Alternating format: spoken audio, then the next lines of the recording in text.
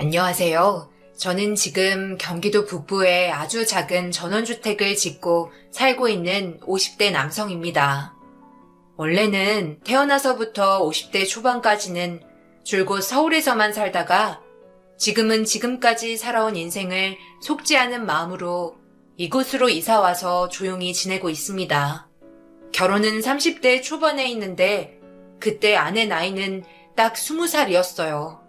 저는 부유한 집에서 태어나서 어렸을 때부터 아주 유복하게 자랐어요. 저희 아버지는 어려운 가정 환경에서 열심히 공부해서 회계사가 되셨고 회계사로서 인정받으셔서 자수성가 하셨습니다. 위로는 형이 하나 있는데 형은 곰같이 미련한 모범생이었고 부모님 말씀은 한 번도 거역하지 않고 집안의 장남은 무조건 의사여야 한다는 부모님 뜻을 받들어 산부인과 전문의가 되었습니다.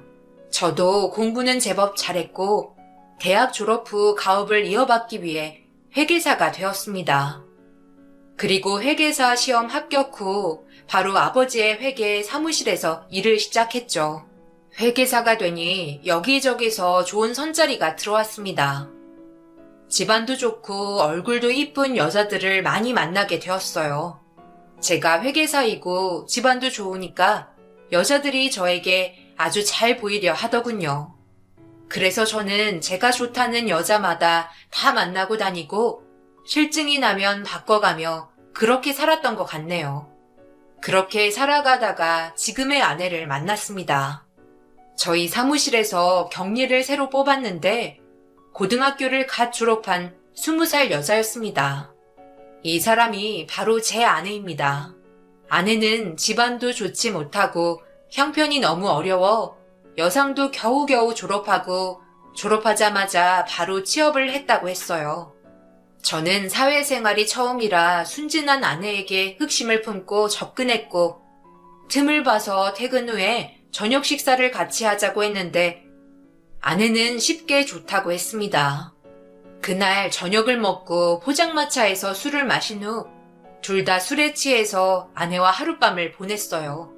저는 대수롭지 않게 생각했고 그 이후로도 사무실에서 아내를 마주칠 때마다 평소와 다를 바 없이 대했습니다. 그런데 아내는 그게 아니었던 것 같았습니다. 아내는 그 일이 있은 후로 저에게 크게 실망한 눈치였어요. 그런데 몇 주 후 아내가 저에게 힘들게 말을 꺼냈는데 도저히 믿을 수가 없었습니다. 오빠, 저 임신했나 봐요. 저도 처음엔 조금 놀라기도 했지만 그래도 기뻐요. 우리의 사랑의 결실이잖아요. 이거 확인하고 엄마한테도 말 안 하고 바로 오빠한테 달려왔어요. 오빠한테 제일 먼저 말하는 거예요. 물론 엄마가 알면 놀라서 뒤집어지실 일이지만 그래도 우리가 서로 얼마나 사랑하고 있는 사이인지 알게 되면 엄마도 기뻐하고 우리 축복해 주실 거예요. 제가 나이가 어리긴 하지만 엄마도 흔쾌히 결혼 허락해 주실 거라고 믿어요. 임신이라니? 그리고 이게 내 애라는 증거 있어? 그리고 뭐 사랑하는 사이라고? 너랑 나랑 어떻게 사랑하는 사이야? 어렵게 살아온 게 가엾고 불쌍해서 이야기 좀 들어주고 같이 시간 좀 보내주고 좀 데리고 놀아줬더니 이게 아주 기고만장해가지고는 너 아주 욕심이 하늘을 찌르겠구나? 우리 부모님이 이걸 알면 아이고 우리 이쁜 며느리 우리 아들의 아이를 가졌다고 하면서 얼씨구나 하고 결혼이나 시켜줄 줄 알았어? 행여나 이 문제로 내 발목 잡고 늘어질 생각은 꿈도 꾸지 말고 알아서 처신 잘해. 그리고 며칠 후 아내는 저에게 임신 5주라는 확인서와 아기의 초음파 사진을 보여주며 아기의 심장 소리를 듣고 왔다며 당장 우리 부모님께 찾아가서 솔직히 말씀드리고 결혼 허락을 받자고 하더라고요. 막상 저도 아기의 초음파 사진을 보니 피는 물보다 진하다고 이 아이가 무슨 죄가 있다고 세상에 빛도 못 보고 없어져야 할까 이런 막연한 생각과 아기가 불쌍하다는 생각도 들었습니다. 그리고 어찌되었든 제가 저지른 일이니 책임지자는 생각으로 결국 아내와 함께 저희 집으로 가서 둘 다 무릎 꿇고 부모님께 모든 것을 사실대로 말씀드렸고 제가 예상한 대로 집안은 온통 난리가 났습니다.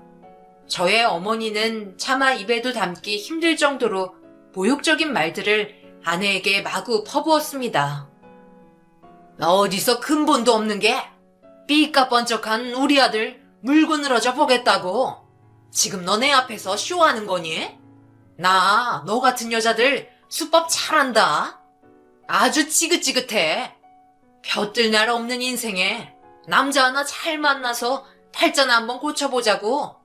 멀쩡한 게 네 몸뚱이뿐이라고. 어린 것이 세상 무서운 줄 모르고 덜컥 임신을 해? 그래가지고는 이제 와서는 뭐?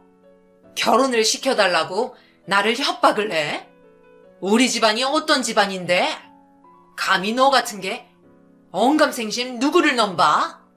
그리고 너도 어떻게 만날 여자가 없어서 어디서 저딴 것을 결혼할 여자라고 감히 내 눈앞에 들이밀어? 아이고 내 팔자야. 네가 그렇게 철없이 이 여자 저 여자 만나고 다닐 때부터 내가 진작에 알아보고 그렇게도 이것저것 따져가며 조건 좋은 여자들만 추려서 선자리를 물어다 줬는데 기껏 만나는 여자가 저거야? 지금 이게 말이나 되는 소리니? 암튼 너 내가 지금까지 우리 아들 키우기 위해 이날 이때까지 얼마나 희생하고 애지중지 키워왔는데 그런데 내가 그렇게 공을 들였는데 죽 써서 개를 줘? 우리 집은 너를 절대로 며느리로 받아들일 생각 없으니까 애를 낳든지 말든지 그건 네 애니까 네가 알아서 해. 어머니, 지금 그게 무슨 말뜻인지 알고나 하시는 말씀이세요? 나이가 20살밖에 안 된 여자에게 수술을 하라는 거잖아요. 산부인과 의사로서 감히 말씀드릴게요. 저렇게 어린 나이에 그런 수술을 하면 나중에 임신이 어려워질 수도 있는데 그때는 누가 책임질 건데요? 저 자식, 이 여자 저 여자 심심풀이로 만나고 다닐 때부터 저는 언젠간 이런 일로 부모님 속 썩일 줄 알았다니까요. 그러니까 자기가 저지른 짓 자기가 해결하도록 그냥 내버려 두세요. 본인 인생이잖아요. 그리고 결혼해서 마음 잡고 아이 키우다 보면 철들 거고요. 죄 없는 아이도 생각해야죠. 어머니는 형의 말을 듣고 그 자리에 털썩 주저앉아서 목 놓아서 꺽꺽 울기 시작하셨습니다. 그리고 결국 저희는 번갯불에 콩 구워 먹듯이 결혼식을 올리지 않고 혼인신고만 후다닥 하고 결혼 생활을 시작했습니다. 그리고 신혼집은 어머니께서 뭐가 잘나고 이쁜 며느리라서 우리가 집을 얻어주고 분가까지 시켜줘야 하냐며 당장 일을 그만두고 시댁에 들어와서 조신하게 살림을 배워서 몸으로라도 떼어서 이 집안에 일조하라고 하셨고 그렇게 저희 부부는 부모님 댁에서 함께 살게 되었습니다. 아내는 무슨 이유에서인지 입덧도 거의 하지 않았고 밥도 잘 먹었습니다. 그런데 임신 9주쯤 되었을 때부터 아내가 갑자기 배가 아프다고 며칠을 이야기했지만 저는 그런 뱃속에 없던 게 생겼는데 안 아픈 게 이상한 거라며 퉁명스럽게 반응했고 신경도 쓰지 않았습니다. 그런데 어느 날 아내가 그날따라 배가 너무 아프다며 화장실에 갔는데 화장실에서 갑자기 아내의 비명소리가 들렸습니다. 저는 너무 놀라서 급히 화장실로 달려가서 문을 열었어요. 아내는 너무 놀라서 바닥에 주저앉아 있었고 화장실 변기 안으로 들여다보자 피가 가득했고 그리고 또 태아로 보이는 물체가 있었습니다. 아내는 20살이라는 어린 나이에 유산을 하게 된 것입니다. 아내의 유산 소식을 들은 어머니는 아내의 머리끄댕이를 잡고 세차게 흔들면서 말씀하셨어요. 유산을 하게 돼서 상심한 아내에게는 그 어떤 위로도 허락되지 않았던 것이었죠. 네가 아주 그냥 우리 아들을 잡아먹으려고 작정을 했지? 네가 임신을 했다고 우리한테 결혼시켜달라고 생떼를 부린 게 한 달 전이야. 그래서 결혼시켜줬는데 한 달 만에 이제 와서 뭐 유산을 해? 네가 감히 우리 집안을 갖고 노는 거냐? 네가 임신만 안 했어도 내가 네 꼴을 봤겠니? 그리고 막말로 유산할 거면 조금만 더 빨리 했으면 좀 좋으냐? 이미 호적에 이름까지 버젓이 올려놨는데 아무것도 돌이킬 수 없게 됐는데 이제 와서 유산을 하면 우리더러 뭐 어쩌라는 거냐? 근본도 없는 너 하나 때문에 우리 아들 인생은 이제 시궁창에 처박혔다고. 어머니 그만하세요. 일단 이 사람 지금은 출산한 거나 마찬가지니까 산모나 거의 다를 게 없다고 몸조리 잘해야 한다고 병원에서 그러더라고요. 그러니까 일단은 좀 진정하시고 나중에 다시 이야기하세요. 일단은 제가 이 사람 데리고 병원에 가서 입원시킬게요. 흥분하신 어머니에게서 아내를 떼어놓고 지친 아내를 병원에 데려다 줬지만 솔직히 저도 그때는 허무한 마음이 든 건 사실이었습니다. 이럴 줄 알았으면 좀만 더, 아니 한 달만 더 결혼 못 해주겠다고 버텼으면 부모님께도 죄송할 일이 없었을 텐데 이렇게 간단하게 해결될 수 있는 거였으면 괜히 결혼을 했구나라는 아쉬움이 들었어요. 유산한 아내는 20살이라는 어린 나이에 자궁소파술을 받았는데 의사 말로는 유산한 후에 자궁소파술을 받으면 자궁이 훨씬 더 깨끗해져서 또 금방 임신이 될 수 있으니까 희망을 잃지 말고 자궁이 회복되기를 2개월 정도 기다렸다가 다시 임신 시도를 해보라고 했어요. 어머니한테 머리끄댕이까지 붙잡히고 병원에 오기까지 내내 말 한마디 없이 병든 닭처럼 축 처져 있던 아내는 의사의 그런 말을 듣고 희망을 얻은 것처럼 보였습니다. 그리고 아내가 회복하고 정말 4개월 뒤에 아내는 다시 임신을 했습니다. 그런데 이번에는 임신 9주 만에 또 유산이 되었어요. 그리고 1년 뒤에 또 힘들게 겨우겨우 임신을 했는데 또 유산이었고 아내는 습관성 유산이라는 말을 듣게 되었습니다. 습관성 임신으로 인해 여러 차례의 자궁소파술을 받은 아내는 그 후로도 나이가 30이 되도록 임신이 되지 않았습니다. 의사 말로는 자궁이 너무 약해져서 착상이 안 되는 것 같다고 했습니다. 그때마다 저희 어머니는 아내에게 몸뚱이 하나도 건질 게 없다고 하시고 저보고는 나가서 애 하나 만들어 오라고까지 막말을 퍼부으셨습니다. 하지만 저는 그렇게 모욕적인 말을 듣는 아내를 한 번도 위로해 준 적이 없었어요. 지금 돌이켜보면 결혼 후에도 저는 항상 마음은 딴 데 가 있었고 아내가 임신을 원하고 또 어머니께서도 너무 불행해 보이셔서 손주라도 안겨드리면 마음이 그나마 조금이라도 누그러지실 것을 기대하는 마음으로 임신 시도에 협조한 것이지 저는 아내를 사랑하고 걱정하는 마음은 조금도 없었던 것 같습니다. 시간이 흘러서 아내 나이는 40세가 되었고 아내는 점점 임신을 포기한 듯 보였어요. 그러면서 저희 부모님께 받는 멸시와 모욕의 강도는 더욱더 세졌지만 아내는 이제는 맷집이 생겼는지 눈 하나 꿈쩍도 안 하는 것 같아 보였습니다. 예전에는 어머니께서 무슨 말만 하면 닭똥 같은 눈물을 흘렸는데 이제는 표정 하나 안 바뀌고 한 귀로 듣고 한 귀로 흘리더라고요.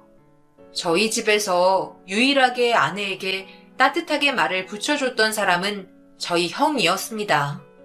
형은 저와 아내가 혼전 임신 소동이 났을 때부터 그때는 가족도 아닌 상태였는데도 제 아내를 유일하게 걱정했던 사람이고 또 그 때문에 저희가 결혼하게 된 것도 있었죠.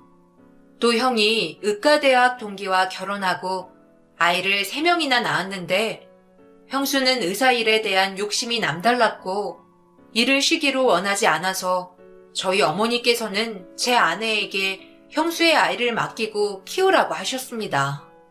그래서 아내는 형수가 출근하기 1시간 전인 아침 6시부터 형네 집에 가서 형수가 퇴근하고 와서 식사하고 씻을 때까지 아이 3명을 봐줬고 형수가 일이 있거나 회식이 있어 늦게 오는 날은 아예 형네 집에서 잠을 자는 날도 많았습니다. 그러다 보니 저는 저만의 사생활을 마음껏 즐기기 유리한 상황이 되었던 것이죠. 어쨌든 그래서인지 형은 형수를 챙기는 것과 똑같이 저의 아내를 챙겨줬습니다. 해외에서 학회를 갔다 오면서 기념품을 사올 때도 항상 형수와 똑같은 품질의 아내 선물을 사왔습니다. 아내의 생일에는 남편인 저보다도 더 좋은 선물을 챙겨줬고, 명절날에는 혼자 제사상을 차리느라 고생하는 아내에게 두둑하게 용돈도 챙겨주었습니다. 저는 이 모든 것을 알고는 있었지만 대수롭지 않게 여겼고, 솔직히 제가 챙겨줘야 하는 것을 형이 챙겨주니까 편하다는 생각을 했습니다. 그런데 어느 날 아내가 말을 꺼냈는데 정말 의아했어요. 여보, 제가 평소에 다니는 산부인과 병원이 옆 동네로 확장 이전을 한다고 그러더라고요. 그래서 말인데 어차피 병원 옮겨야 할 것 같은데 이참에 아주버님네 병원으로 다녀볼까 해요. 아니, 우리 형네 병원이 훨씬 더 먼데 뭐하러 먼 곳까지 가? 병원은 가까운 데가 최고야. 괜히 가족들 신경 쓰이게 하지 말고 다니던 데나 다녀. 찾아보니까 아주버님네 병원은 거리가 조금 더 멀긴 하지만 버스를 한 번만 타면 쭉 갈 수 있어서 오히려 그게 편할 것 같더라고요. 그리고 아무래도 남보다는 가족이 더 마음이 놓이잖아요. 안 그래요? 그리고 이제 와서 하는 말이지만 당신 집안에서 저를 가장 인격적으로 대해주고 말 붙여주는 게 아주버님이잖아요.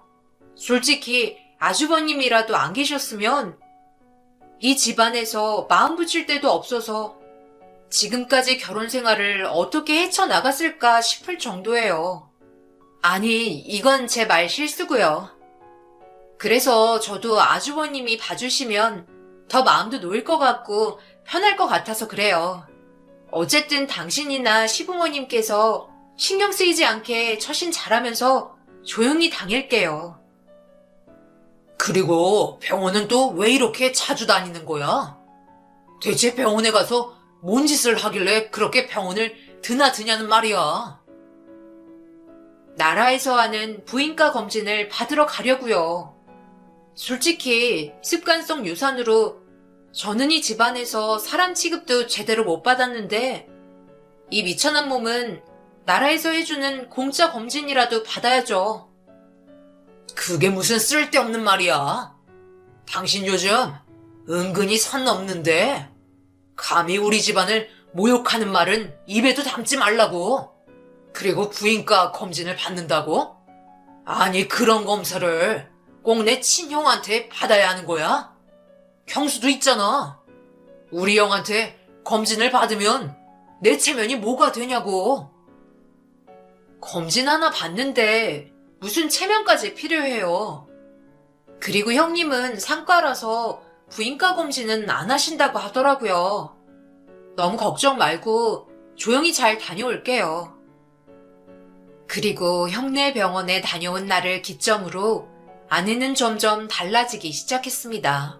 항상 집 밖에 모르던 여자가 갑자기 친구들과의 약속이 많아져서 외출이 잦아졌고, 심지어 어느 날은 고등학교 때 친구들과 여행을 갔다 오겠다며 2박 3일씩 집에 안 온 날도 한 달에 2-3번 정도는 되었습니다. 그런데 사실 아내는 집안 형편이 어려워서 고등학교를 졸업 후에 바로 취업을 했고, 또 바로 저를 만나 결혼하는 바람에 남아있는 친구가 없어서 수상하다고 생각했는데, 아내는 어렵게 연락이 닿았다고 대충 얼버무리더라고요. 그리고 평소에는 잘 하지도 않고 관심도 없었던 화장도 점점 진해지고 향수까지 뿌리고 다니는 것이었습니다. 도대체 밖에 나가서 누구를 만나고 다니는 것인지 저는 점점 아내를 의심할 수밖에 없었습니다. 그런데 어느 여름날은 아내와 함께 차를 타고 가는데 아내가 멀미를 심하게 한다며 에어컨을 끄고 창문을 열어달라고 하더라고요. 지금껏 배를 타고도 멀미를 모르던 사람이 어느 날 갑자기부터 차를 탈 때마다 멀미를 호소하더라고요. 그리고 평소에 잘 먹던 소고기나 삼겹살이나 김치찌개 이런 음식들은 냄새만 맡아도 헛구역질을 하면서 화장실로 달려갔습니다. 저는 더욱더 아내를 의심하게 되었어요. 그런데 어느 날이었어요. 그날은 아버지 생신 때문에 저희 부모님 댁에서 형네 가족들과 모두 모여서 식사를 하기로 약속한 날이었어요. 나갈 준비를 하며 방에서 옷을 갈아입고 있는 아내가 문틈 사이로 보여서 몰래 지켜봤더니 아내의 배가 비정상적으로 볼록하게 불러있는 것을 봤습니다.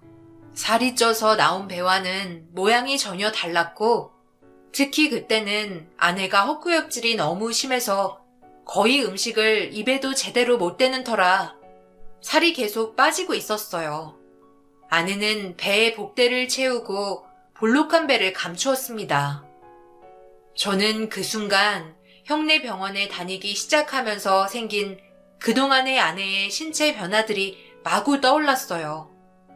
아내가 갑자기 차 멀미가 심해진 것, 예전에 잘 먹던 음식 냄새를 맡고 헛구역질을 한 것 등등.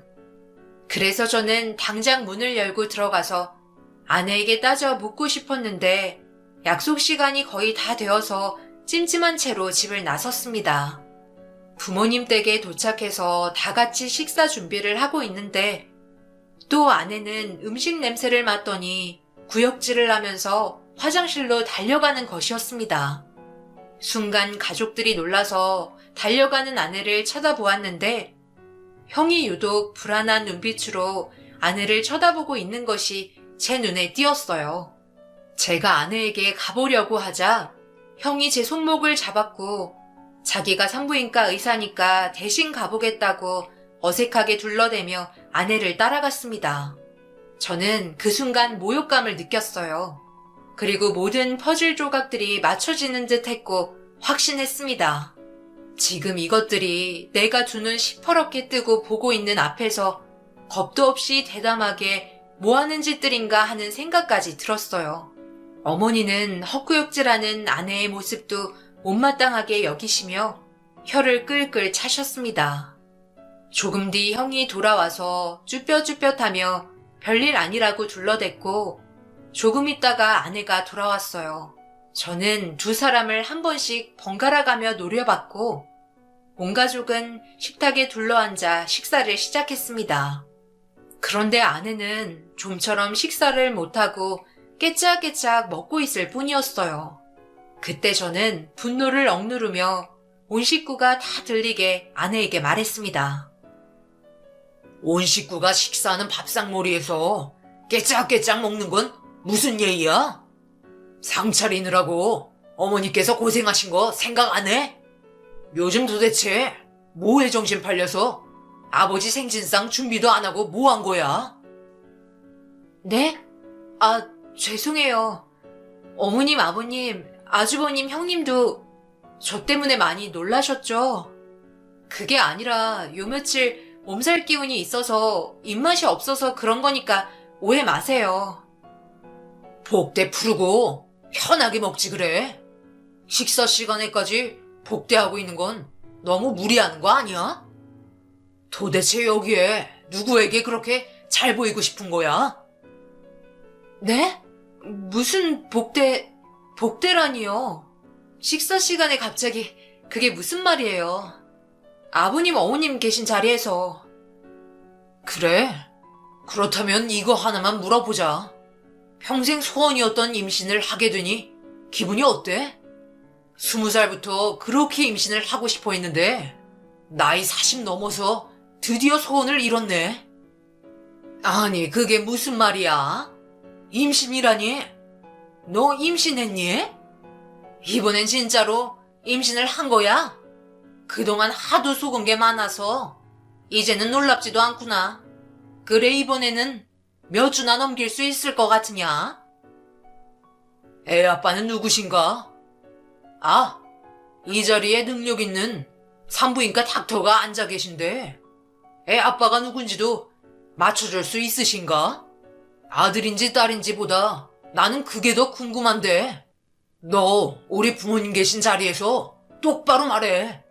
나이 40 먹고 주책스럽게 늦바람 나서 밖에서 무슨 짓을 하고 다닌 거야? 그만해. 아버님, 어머님, 죄송합니다. 식사 시간에 드릴 말씀은 아니라는 건 아는데, 그런데 드릴 말씀이 있어요. 일이 더 커지기 전에 말해야 할 것 같네요. 안 돼요, 아주버님. 제발요. 절대 안 돼요. 저랑 약속하셨잖아요. 재수씨, 저는 산부인과 의사입니다. 재수씨의 가족으로서가 아니라 의사로서 이 상황을 도무지 지켜볼 수만은 없겠네요. 아버지, 어머니, 그리고 너 모두 놀라지 말고 들어주세요. 사실 재수씨는 지금 몸이 많이 아픈 상태예요. 자궁암 3기랍니다. 지금 복막까지 전이가 돼서 복수도 많이 차 있는 상태예요. 물론 생존율이 높은 건 아니지만 아직은 수술도 해볼 만한 상황이라고 봐요. 그런데 재수 씨는 동생이 알게 되는 건 바라지 않아서 수술을 하는 것도 엄두도 못 냈어요. 그래서 계속 복대만 차고 숨기면서 지내고 있었던 거라고요. 재수 씨는 아무 일도 없었던 것처럼 거짓말처럼 자궁암이 다 나와서 더 나이 들기 전에 동생 닮은 예쁜 딸을 낳고 싶다고 했고, 그러니 제발 가족들에게 알리지 말아달라며 저희 병원에서 지금까지 통원 치료를 받고 있었어요. 재수 씨는 점점 병세가 악화되면서 초췌해졌고, 그걸 동생이 눈치라도 챌까봐 평소보다 더 화장도 진하게 하고 향수도 짙게 뿌렸어요. 암 환자에게 화장품 냄새가 얼마나 참기 힘든지 다들 알기나 하세요? 아니, 네가 기어이 우리 아들 인생을 이렇게 잡아먹고 마는구나. 아이고, 내가 결국에는 이 꼴을 보자고 저 미천한 것을 우리 집에 들였으니 내가 죄인이다. 다 내 잘못이야. 그때 20년 전에 너를 절대로 우리 집에 들이지 말았어야 했다. 보잘것없는 너를 며느리로 호적에 올려주고 먹여주고 채워줬더니 불임까지 모자라 이제는 자궁암이라는 거냐? 그래서 뭐 죽기라도 하게? 이제 우리 아들을 나이 50에 호래비로 만들 셈이냐? 아이고, 내 팔자야. 도대체 멀쩡한 게 없어, 멀쩡한 게. 어머니, 그렇게 말씀하지 마세요. 재수 씨를 저렇게 만든 건 바로 동생이라고요. 재수 씨는 너무 어린 나이부터 임신과 유산을 반복했고, 또 그로 인해 결국 불임까지 됐어요. 그런데 저 녀석은 상처받은 자기 아내는 돌볼 생각은 눈꼽만큼도 없었고, 계속 밖으로만 나돌았잖아요. 저 녀석이 결혼 생활 20년 동안 여자 문제로 재수 씨 속 썩이는 거는 아버지 어머니도 많이 보셔서 아시잖아요. 특히 재수 씨가 저희 아이들 돌보느라 저희 집에 와 있을 때 저 녀석이 얼마나 수많은 여자들을 만나고 다녔는지 다 보셨잖아요. 그것 때문에 재수 씨는 스트레스는 더 극심해졌고 결국 몸이 이 지경까지 된 거라고요. 남자가 바깥일 하다 보면 그런 실수도 할 수 있는 거지. 네 아빠는 안 그랬는 줄 아니? 그렇다고 내가 암에 걸려서 너희들 앞에서 나 암 환자라고 유세를 부리기를 했어? 뭐를 했어? 남자는 여자하기 나름인 거야. 그리고 남자는 자식이 있어야 철든다던데 저것이 애를 못 낳으니까 우리 아들이 그렇게 오랜 세월을 방황을 하게 된 거 아니냐. 그래 놓고는 이제 와서 우리 아들 때문이라고 또 발목을 잡어? 모든 사실을 알게 된 저는 당장 아내를 데리고 집으로 돌아왔습니다. 그리고 또 저는 아픈 아내는 내버려 두고 며칠을 술에 쩔어 지냈어요. 지난 세월 동안 아내에게 상처 줬던 것들, 어린 나이에 우리 부모님께 들어야 했던 수치스럽고 모욕적인 말들, 그때마다 힘들고 외로웠을 아내에게 위로해주지 않고 함께 있어주지 못했던 순간들, 아내를 외롭게 하고 수차례 여자 문제로 아내의 마음을 절망에 빠뜨렸던 수많은 순간들이 떠올라서 도저히 제정신으로는 있을 수가 없었습니다. 그래서 차라리 술에 취해 있는 게 낫겠다는 생각으로 매일 술을 마시며 지냈어요. 그런데 저를 가장 많이 아프게 한 것은 이제 와서 뼈저리게 후회하고 아내에게도 진심으로 사죄를 해봤자 돌이킬 수 있는 것은 아무것도 없다는 것이었습니다. 그런데 갑자기 시간이 속절없이 흘러가는 것이 너무 아깝다는 생각이 들었고, 지금이라도 아내가 그동안 저희 눈치를 보느라 받지 못했던 수술과 제대로 된 치료를 받을 수 있도록 도와야겠다는 생각을 했습니다.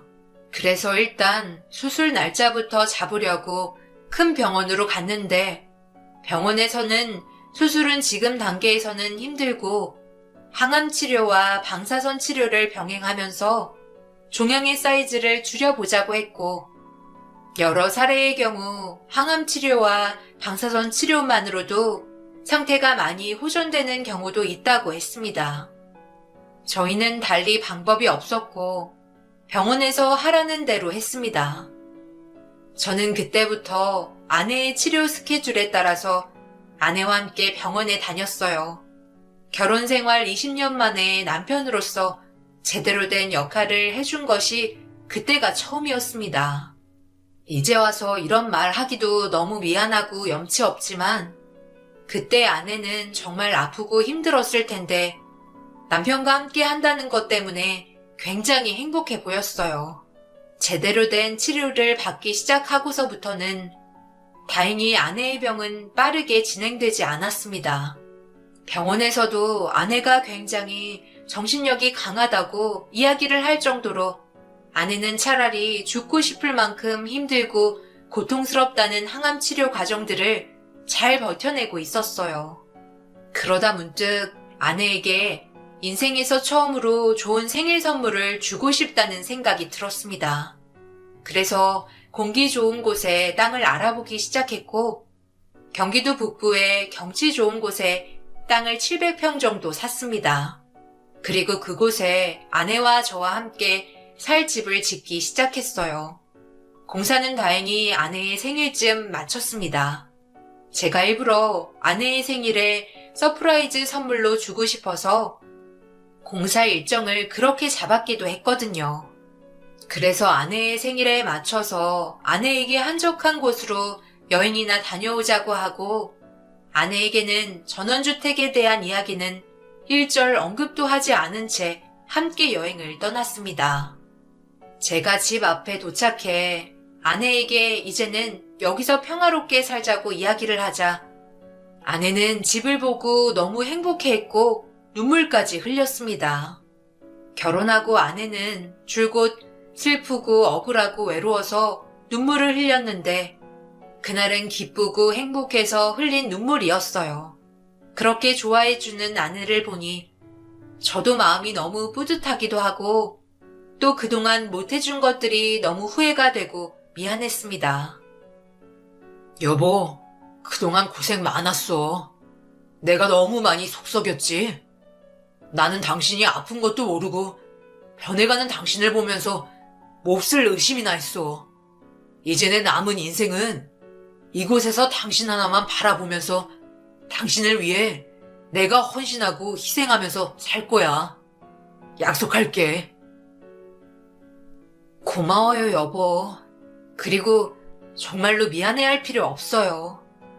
당신이 이렇게까지 나를 생각해주고 정성스럽게 돌봐주니까 저도 더 힘이 나고 그러니까 병원에서도 아주 잘하고 있다고 칭찬까지 받았잖아요. 그리고 이렇게 이쁜 집까지 선물해줘서 너무 고마워요. 이곳에서 생활하면서 잘 이겨내 볼게요. 그래 여보, 내가 당신을 위해서 암환자에게 좋은 음식이랑 운동법이랑 생활법과 관련된 책을 모두 사왔어. 이제 나는 이 책만 보면서 공부하고 당신을 건강하게 하는 데만 신경 쓰면서 살 거야. 그동안 내가 당신에게 너무 미안한 게 많아서 이렇게라도 속죄하고 싶어. 그래도 당신이 더 나빠지지 않아서 당신한테 너무 고마워. 당신이 나에게 다시 한번 기회를 주고 있는 거잖아. 앞으로 내가 정말 잘할게. 그렇게 전원주택에서 한적하고 평화롭게 전원 생활을 하고 또 치료가 있을 때는 서울에 가서 치료도 열심히 받으면서 생활한 지를 1년 정도가 된 지금 아내는 어떻게 됐을지 궁금하시죠? 정말 놀랍게도 아내의 지난달 혈액 검사 수치는 모두 다 정상으로 돌아왔습니다. 그리고 무엇보다도 가장 중요한 것은 종양 사이즈도 많이 줄었다는 것입니다. 그렇다고 완치가 됐다고 생각하기는 아직 이르고 항상 먹을 것도 조심하고 마음 편하게 갖고 좋은 생각만 하고 잘 자고 운동도 꾸준히 하면서 추적 관찰을 해야 한다고 하네요. 어쨌든 이제는 남은 인생을 그동안 아내에게 못다 해준 것 다 해줄 것이고 그동안 아내에게 잘못하고 상처 줬던 건 모두 속죄한다는 마음으로 아내에게 최선을 다하면서 살아보려고 합니다. 이렇게 마음먹어도 상황이 허락되지 않는 분들도 정말 많을 텐데 저는 다행히 지난날을 만회할 수 있는 천금 같은 기회가 생겼네요. 그래서 행운아라고 생각합니다. 왜 항상 잘못되고 나서야 소중한지를 깨달을까요? 진작에 깨달았으면 아내에게 이렇게 고통스럽고 아픈 시간들은 없었을 수 있었는데 말입니다. 여하튼 앞으로는 특히 더욱더 감사한 마음을 갖고 아내를 위해 희생하고 헌신하면서 열심히 살도록 하겠습니다. 이 사연을 들으시는 많은 분들도 내 주변에 가장 가까운 사람들을 항상 돌아보시고 나중에 후회할 만한 행동이나 말은 안 하시면 좋겠네요. 지금까지 제 긴 이야기 들어주셔서 감사합니다.